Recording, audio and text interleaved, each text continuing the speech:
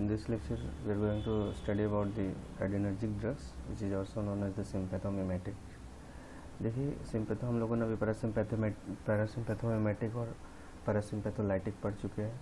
अब हम लोग सिम्पैथेटिक ड्रग पढ़ने जा रहे हैं। तो ये भी बहुत ही आसान रहता है। ये देखो ये आप सिम्पैथोमिमेटिक जो रहता है ये दो वर्ड से बना रहता है, sympathetic nervous system and mimics. मतलब ऐसे ड्रग जो सिम्पैथेटिक नर्वस सिस्टम को कॉपी करता हो, मिमिक करता हो, उसको हम क्या बोलते हैं, सिम्पैथोमिमेटिक। ठीक है। इसका एक और डेफिनेशन है, drug that mimic the action of noradrenaline and adrenaline which naturally occur in our body. मतलब नॉरएड्रेनालिन और एड्रेनालिन सिम्पैथेटिक नर्वस सिस्टम में रिलीज होते हैं, तो हमारे बॉडी में होते हैं, उनके एक्शन को ये मिमिक करते हैं, या फिर भी mimic the effect of the sympathetic stimulation. उसको क्या बोलते हैं हम, सिम्पैथेटिक नर्वस सिम्पैथोमिमेटिक ड्रग बोलते हैं। ठीक है। अब देखिए इनका क्लासिफिकेशन क्या होता है, तो इनको दो तरह से क्लासिफाई किया जाए। पहला तो on the basis of mechanism of action, उनका एक्शन करने का तरीके से। इसको दो पार्ट में बांटा गया है, 3 टाइप में डिवाइड किया गया इसको। First one is the direct acting, indirect acting and mixed acting. Direct acting क्या है, मतलब जो डायरेक्टली वो ड्रग जो डायरेक्टली जाके एड्रेनर्जिक रिसेप्टर से बाइंड हो जाता हो और अपना एक्शन शो करता हो, उसको हम बोलते हैं डायरेक्ट एक्टिंग। जैसे इसमें एड्रेनलिन और एड्रेनलिन, मेथोक्सामिन, ज़ाइलोमेटाजोलिन ये सब आते हैं। इनडायरेक्ट एक्टिंग मतलब क्या हुआ कि ये डायरेक्टली रिसेप्टर से बाइंड तो नहीं करते, लेकिन क्या करते हैं कि एड्रेनर्जिक न्यूरॉन से नॉर एड्रेनलिन के रिलीज को इंक्रीज कर देते हैं। जिससे क्या होता है कि न्यूरॉन जो होता है वो ज़्यादा से ज़्यादा नॉर एड्रेनलिन को रिलीज़ करता है और इसकी एक्टिविटी को बढ़ा देता है। जैसे टायरामीन, एम्फेटामीन हो गया इसमें। मिक्स्ड एक्टिंग मतलब जो डायरेक्ट भी काम करता हो और इनडायरेक्ट भी करता हो, जिसमें एफेड्रिन और डोपामिन आता है। ठीक है। ये तो फर्स्ट हो गया on the basis of mechanism of action. Second इसका क्लासिफिकेशन है ऑन देयर थेरेप्यूटिक यूज़, इनका यूज़ क्या होता है। तो ये इंपॉर्टेंट रहता है आपका कि इनको क्लासिफाई किया गया है on the basis of their use. जैसे प्रेशर एजेंट, जो कि ऐसे ड्रग जो कि प्रेशर को बढ़ा देते हैं, जैसे नॉरएड्रेनालिन, एफेड्रिन, डोपामिन, ये सारे हो गए। उसके बाद होता है कार्डियक स्टिमुलेंट, जो कि हार्ट की एक्टिविटी को बढ़ा देते हो, हार्ट रेट बढ़ा देते हो, सब कुछ। फिर ब्रोंकोडायलेटर, मतलब कि जो ब्रोंक्यूल होता है जो लंग्स में जाता है, जो ब्रोंक्यूल वो क्या होता है, उस लंग को डायलेट कर देता है, जिसकी वजह से बहुत ही आसानी से हम सांस लेने में कोई दिक्कत ना हो। ठीक है। एयरवे आसानी से पास हो जाए। इसमें एसोप्रिनालिन, साल्ब्यूटामोल ये सारे आते हैं। फिर आता है नेजल डिकंजेस्टेंट, मतलब ऐसे ड्रग जो कि अगर कंजेशन है या स्टिफी नोज है, ठीक है, तो उस केस में नेजल को, जैसे हम लोग ड्रग भी लेते हैं जब रनी नोज रहता है या स्टिफी हो जाता है, तो उसको हम सही करने के लिए उसको हम डिकंजेस्टेंट बोलते हैं। इसमें ज़ाइलोमेटाजोलिन होता है, मेनली फेनाइलिफ्रेनिन होता है। ठीक है। उसके बाद आता है सीएनएस स्टिमुलेंट, जो कि हमारे ब्रेन को स्टिमुलेट करता हो, अलर्ट करता हो। एम्फेटामिन इसमें मेन ड्रग रहता है। फिर इसमें आता है एनोरेक्टिक्स, जो कि हमारे एपेटाइट को रोकता, भूख को कम करता हो। इसमें एम्फेटामिन, फेनफ्लोरामीन आता है। ठीक है। और यूटेराइन रिलैक्सेंट हो गया, जो यूटेरस जो होता है उसको रिलैक्स करता है। तो देखो आप इस कैटेगरी से याद करोगे तो इससे एक फ़ायदा होगा कि अगर किसी ड्रग का यूज़ पूछ लिया जाएगा 2 मार्क्स 1 मार्क्स में, जैसे पूछ लेगा कि क्लिनिकल यूज ऑफ साल्मेट्रॉल, तो आप बता सकते हो कि ये ब्रोंको डायलेटर में होता है। ब्रोंको डायलेटर मतलब कि जो ब्रोंक्यूल्स को डायलेशन में हेल्प करता है, जिसकी वजह से एयरवेज आसानी से पास होता है, यानी अस्थमा का ट्रीटमेंट हम इसको यूज़ कर सकते हैं।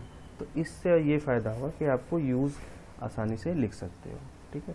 अब हम इसमें मेनली फार्माकोलॉजिकल एक्शन जो होगा, इसमें मेन ड्रग जो रहता है वो एड्रेनलिन रहता है।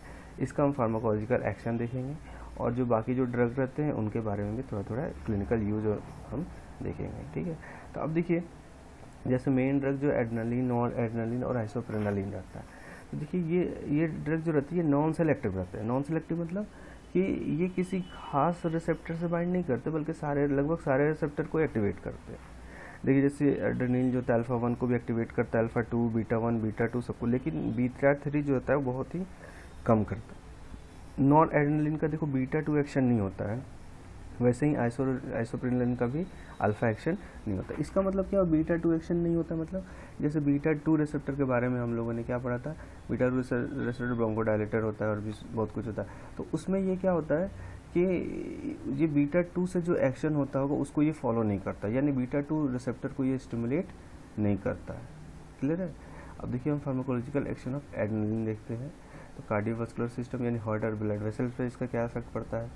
तो हार्ट पे क्या करता है, जैसे अब देखो, अब इस फार्माकोलॉजिकल एक्शन को पढ़ने से पहले हमें एक चीज़ क्लियर करना पड़ेगा कि हम सिंपैथेटिक मिमेटिक पढ़े, यानी जो सिंपैथेटिक एक्टिविटी को फॉलो करता हो। सिंपैथेटिक एक्टिविटी क्या होता है, उसमें जो इमरजेंसी सिचुएशन, फाइट और फ्लाइट, यानी हार्ट रेट बढ़ गया, पुपिल का साइज़ बढ़ गया, इन सारे सिचुएशन में हम क्या पढ़ेंगे, ये सिंपैथेटिक के बारे में। तो बहुत ही आसान है, अगर उसको आप इमरजेंसी सिचुएशन को सामने रखोगे तो ये सारी चीज़ें क्लियर हो जाएंगी आपको। जैसे देखो हार्ट में क्या रहता है, हार्ट में अब आपको इसमें मेनली कौन सा रिसेप्टर है और इसका इफेक्ट क्या होता है ये आपको देखना है। तो हार्ट में बीटा 1 रिसेप्टर रहता है, हमने प्रीवियस लेक्चर में पढ़ा था। तो ये हार्ट रेट इमरजेंसी सिचुएशन में क्या होता है, हार्ट रेट बढ़ जाता है, कॉन्ट्रैक्टिलिटी बढ़ जाता है, आउटपुट मतलब ज़्यादा से ज़्यादा ब्लड को दिया जाता है, ज़्यादा एनर्जी की जरूरत, क्योंकि अगर फाइट और फ्लाइट सिचुएशन होती है, या तो आप लड़ रहे होते हो या फिर भाग रहे होते हो, तो उसमें इन सारी चीज़ों की जरूरत पड़ता है। इसमें क्या होता है, ये एपिनेफ्रिन या फिर एड्रेनालिन जो होता है ये एरिथमिया भी करता है, यानी इरेगुलर हार्ट बीट भी कर सकता है। ठीक है, ब्लड वेसल्स में देखा जाए तो देखो इसका इफेक्ट थोड़ा सा कॉम्प्लेक्स होता है। क्योंकि देखो अल्फा 1 रिसेप्टर के बारे में हम लोगों ने पढ़ा था कि ये वैसो कंस्ट्रिक्शन करता है, लेकिन जो बीटा 2 रिसेप्टर रहता है ये करता है वैसो डायलेशन करता है। पसंद आ रहा है? तो अब vaso constriction and vaso constriction होगा तो क्या होगा कि प्रेशर बढ़ जाएगा, और वैसो डायलेशन होगा तो प्रेशर कम हो जाएगा। ठीक है, तो अब जहाँ पर जो रिसेप्टर ज़्यादा स्टिमुलेट होगा वो वाला एक्टिविटी वो शो करेगा, क्योंकि ये दोनों अपोजिट रहता है। लेकिन जैसे देखो आप स्किन और म्यूकस मेम्ब्रेन जो रहता है उसमें वैसो कंस्ट्रिक्शन होता है, लेकिन जो स्केलेटल मसल और कॉर्नरी वेसल्स जो होते हैं हार्ट में जो जाता है उसमें क्या होता है, वैसो डायलेशन होता है। ठीक है, अब देखो बीपी में देखा जाए ब्लड प्रेशर पे क्या इफेक्ट पड़ता है इन ड्रग का, तो देखो नॉर एड्रेनालिन जो रहता है वो सिस्टोलिक और डायस्टोलिक दोनों को बढ़ा देता है, क्योंकि नॉर एड्रेनालिन का बीटा 2 एक्शन नहीं होता, यानी वैसो डायलेशन ये नहीं करेगा, यानी ये अल्फा 1 के थ्रू ये क्या कर देगा, ये दोनों ब्लड प्रेशर को इंक्रीज कर देगा। आइसोप्रिलिन का देखिए आप, ये सिस्टोलिक प्रेशर तो बढ़ाता है लेकिन डायस्टोलिक क्या होता है, कम हो जाता है। क्यों? डायस्टोलिक होता क्या है, जैसे सिस्टोलिक प्रेशर होता है जब कॉन्ट्रैक्शन होता है, और डायस्टोलिक जब रिलैक्सेशन होता है। तो देखो रिलैक्सेशन के वक्त में क्या होता है, बीटा 2 भी होता है, वैसो डायलेशन हो जाता है, जिसकी वजह से ये प्रेशर को क्या कर देता है, कम कर देता है। ठीक है, अब मेनली हम एड्रेनालिन का देखेंगे जब स्लो आईवी इन्फ्यूज़न देते हैं हम, ठीक है, या फिर सबक्यूटेनियस इंजेक्शन देते हैं, तो ये क्या होता है, इसमें सिस्टोलिक तो बढ़ता है लेकिन वही सेम डायस्टोलिक कम हो जाता है, ड्यू टू बीटा 2 की वजह से हो जाता है इसमें कम। और ये क्या करता है, मीन बीपी को बढ़ा देता है, एवरेज जो ब्लड प्रेशर होता है उसको क्या करता है, बढ़ा देता है। लेकिन पल्स प्रेशर क्या होता है, difference between the systolic and diastolic pressure को हम बोलते हैं, पल्स प्रेशर उसको इंक्रीज कर देता है। अब देखिए इसमें बहुत इंपॉर्टेंट इफेक्ट रहता है कि जब रैपिड आईवी इंजेक्शन देते हैं तो ये बाईफेजिक इफेक्ट देता है, यानी जब ज़्यादा डोज हम देते हैं एड्रेनालिन का तो शुरू में हमें क्या देखने को मिलता है, there is a initial increase in systolic, शुरू में दोनों प्रेशर बढ़ जाता है इनिशियल स्टेज।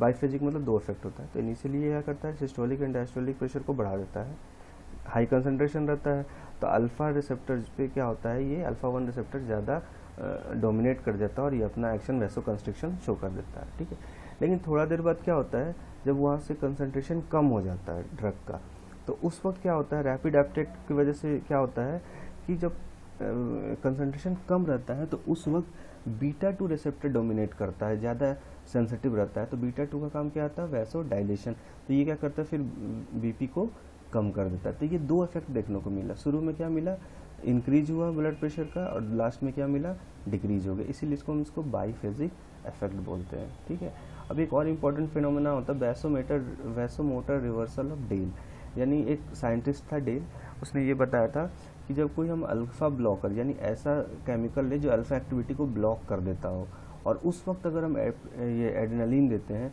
तो यानी अल्फा तो ब्लॉक हो चुका है, तो ये सिर्फ बीटा 2 एक्टिविटी दिखाएगा। बीटा 2 ये क्या करता है, वैसो डायलेशन यानी बीपी को क्या कर देगा, कम कर देगा, तो इसी को बताया गया ओनली फॉल इन बीपी। ये बीपी क्योंकि अल्फा रिसेप्टर जो रहते हैं वो तो ब्लॉक हो गए रहते हैं।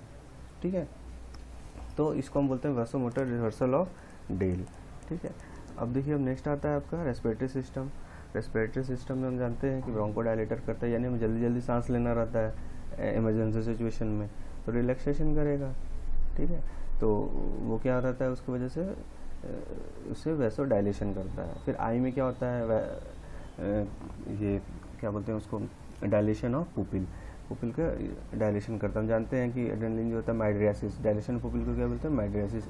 ये रेडियल मसल में होता है, उसका कॉन्ट्रैक्शन करता है जिसकी वजह से डायमीटर होता है वो इंक्रीज हो जाता है।